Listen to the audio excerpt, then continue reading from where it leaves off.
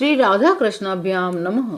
भगवान श्री कृष्ण की कथाओं का आश्रय लेने वाले भक्तजनों, मैं संध्या रानी महात्मा वेद व्यास जी एवं गुरुजनों की आज्ञा से श्रीमद् भागवत महापुराण के नवम स्कंद के अध्याय 15 को प्रारंभ करती हूँ। अध्याय 15 ऋचिक, जमदग्नि और परशुराम जी का चरित्र। श्री सुखदेव जी कहते हैं, परीक्षित, उर्वशी के गर्भ से पुरुरवा के 6 पुत्र हुए। आयु, श्रतायु, सत्यायु, रय, विजय और जय। श्रतायु का पुत्र था वसुमान, सत्यायु का शुद्धजय, रय का एक और जय का अमित, विजय का भीम, भीम का कांचन, कांचन का होत्र, होत्र का पुत्र था जनु। ये जनु वही थे जो गंगा जी को अपनी अंजलि में लेकर पी गए थे। कुश के 4 पुत्र थे, कुशाम्बु, तनय, वसु और कृष्णाभ। इनमें कुशाम्बु के पुत्र गाधी हुए। परीक्षित, गाधी की कन्या का नाम था सत्यवती। ऋचिक ऋषि ने गाधी से उनकी कन्या मांगी। गाधी ने यह समझकर कि यह कन्या के योग्य वर नहीं है, ऋचिक ऋषि से कहा, मुनिवर, हम लोग कुशिक वंश के हैं, हमारी कन्या मिलनी कठिन है, इसलिए आप 1000 ऐसे घोड़े लाकर मुझे शुल्क रूप में दीजिए, जिनका सारा शरीर तो श्वेत हो, परंतु एक एक कान श्याम वर्ण का हो। जब गाधी ने यह बात कही, तब ऋचिक मुनि उनका आशय समझ गए और वरुण के पास जाकर वैसे ही घोड़े ले आए। उन्हें देखकर सुंदरी सत्यवती से विवाह कर लिया।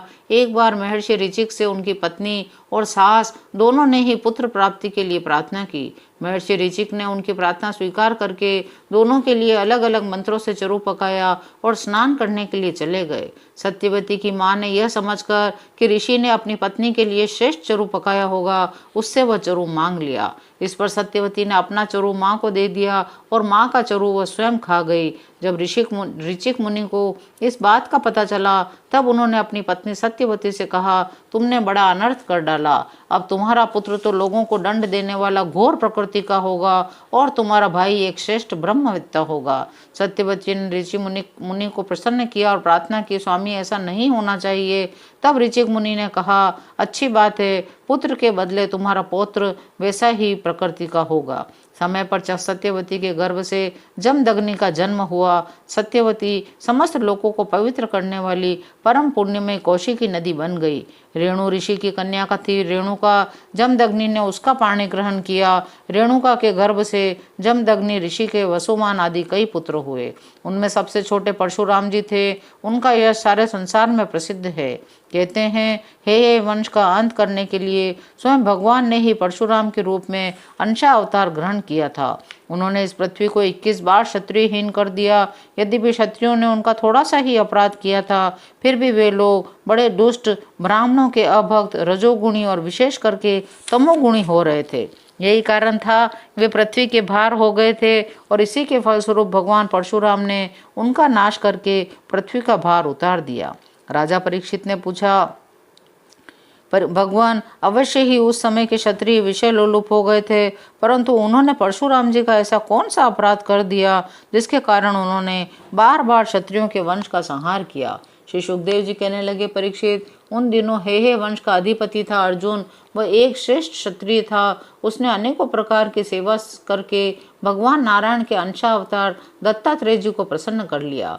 उनसे 1000 भुजाएं और कोई भी शत्रु युद्ध में पराजित न कर सके, ऐसा वरदान प्राप्त कर लिया। साथ ही इंद्रियों का अबाध बल पाकर वह बहुत मध्वमंथ हो गया। वह योगेश्वर हो गया था। उसमें ऐसा ऐश्वर्य था कि वह सूक्ष्म से सूक्ष्म और स्थूल से स्थूल रूप धारण कर लेता। सभी सिद्धियां उसे प्राप्त थी। इसी से वह सहस्त्रार्जुन भी कहलाता था। एक बार गले में वैजंती माला पहने सहस्त्रबाहु अर्जुन बहुत सी सुंदरी स्त्रियों के साथ नर्मदा नदी में जल विहार कर रहा था। उस समय मदोन्मत्त सहस्त्रबाहु ने अपनी बाहों से नदी का प्रवाह रोक दिया। दशमुख रावण का शिविर भी वहीं कहीं पास में था। नदी की धारा उल्टी बहने लगी, जिससे उसका शिविर डूबने लगा। रावण अपने को बहुत बड़ा वीर तो मानता ही था, इसलिए सहस्त्रार्जुन का यह पराक्रम उससे सहन नहीं हुआ। जब रावण सहस्त्रबाहु अर्जुन के पास जाकर बुला भरा कहने लगा, तब उसने स्त्रियों के सामने ही खेल में रावण को पकड़ लिया और अपनी राजधानी माहिष्मति में ले जाकर बंदर के समान कैद कर लिया। पीछे पुलस्त्य जी के कहने से सहस्त्रबाहु ने रावण को छोड़ दिया। एक दिन सहस्त्रबाहु अर्जुन शिकार खेलने के लिए बड़े घोर जंगल में निकल गया। देववश वह जमदग्नि मुनि के आश्रम पर जा पहुंचा। परम तपस्वी जमदग्नि मुनि के आश्रम में कामधेनु रहती थी। उसके प्रताप से उन्होंने सेना, मंत्री और वाहनों के साथ हेयाधिपति सहस्त्र अर्जुन का खूब स्वागत सत्कार किया। वीर हेयाधिपति ने देखा जमदग्नि मुनि का ऐश्वर्य तो मुझसे भी बड़ा चढ़ा है, इसलिए उसने उनके स्वागत सत्कार को कुछ भी आदर न देकर कामधेनु को ही ले लेना चाहा। उसने अभिमानवश जमदग्नि मुनि से मांगा भी नहीं, अपने सेवकों को आज्ञा दी कि कामधेनु को छीन कर ले चलो। उसकी आज्ञा से उसके सेवक बछड़े के साथ बां डकारती हुई कामधेनु को बलपूर्वक महेशपतिपुरी ले गए।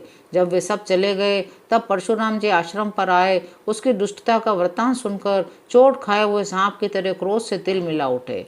वे अपना भयंकर फरसा, तरकस, ढाल और धनुष लेकर बड़े वेग से उसके पीछे दौड़े। सहस्त्रबाहु अर्जुन अभी अपने नगर में प्रवेश कर ही रहे थे।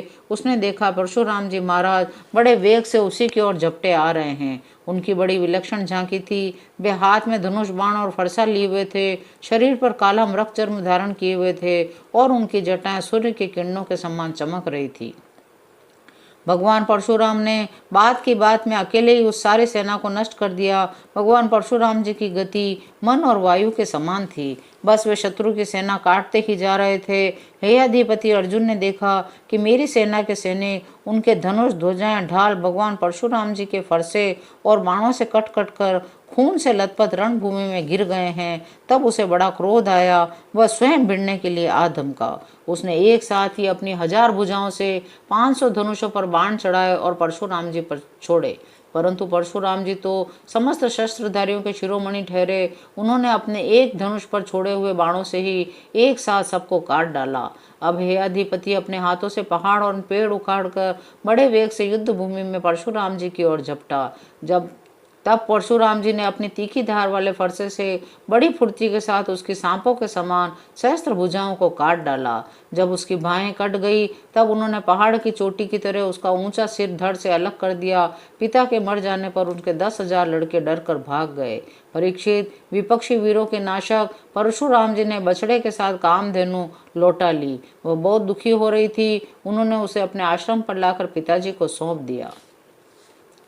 यह सब कथा सुनकर जमदग्नि मुनि ने कहा, हाय परशुराम, तुमने बड़ा पाप कर दिया। तुम बड़े वीर हो, परंतु सर्वदेव में नरदेव का तुमने व्यर्थ ही वध किया। बेटा, हम लोग तो ब्राह्मण हैं। क्षमा के प्रभाव से ही हम संसार में पूजनीय हुए हैं। और तो क्या, सबके दादा ब्रह्मा जी भी क्षमा के बल से ही ब्रह्म पद को प्राप्त हुए हैं। सर्वशक्तिमान भगवान श्री हरि भी क्षमावानों पर ही शीघ्र प्रसन्न होते हैं। सार्वभौम राजा का वध ब्राह्मण की हत्या से भी बढ़कर है। जाओ, भगवान का स्मरण करते हुए तीर्थों का सेवन करके अपने पापों को धो डालो। 15वां अध्याय यही विराम लेता है। शेष अगले अंकों में। जय श्री कृष्ण।